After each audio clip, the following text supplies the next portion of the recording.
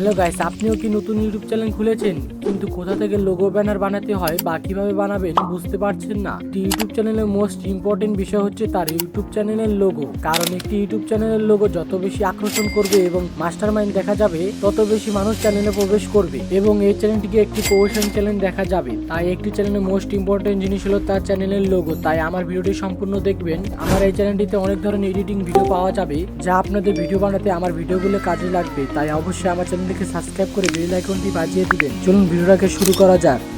তো আপনারা ফার্স্টে আপনাদের ফোনের ডিসপ্লেতে চলে যান, তারপরে প্লে স্টোরে গিয়ে সার্চ দিন ক্যানভা। যেহেতু আমার ইনস্টল করা আছে তাই আপনারা ইনস্টল করে নিন। এখন আপনারা ক্যানভা অ্যাপটিতে ঢুকে যান। ঢোকার সাথে সাথে আপনাদের সামনে জিমেল দিয়ে লগ ইন করতে বলবে। আপনাদের যে কোনো একটি জিমেল দিয়ে লগ ইন করে নিন। তারপর আপনারা অ্যাপটিতে প্রবেশ করুন। তারপর সার্চ অপশনে গিয়ে লোগো লিখে সার্চ দিন। তারপর আপনাদের সামনে অনেকগুলো লোগো চলে আসবে। আপনাদের ক্যাটাগরি অনুযায়ী আপনারা যে কোনো একটি লোগো পছন্দ করে নিন। আমার কাছে এই লোগোটি ভালো লেগেছে তাই আমি এই লোগোটি নিয়ে নিচ্ছি এবং লোগোটাতে ক্লিক করে ভেতরে প্রবেশ করব। প্রবেশ করার পর এই লেখাটিতে আমরা ক্লিক করব। তারপরে এডিট অপশনে চাপ দিব।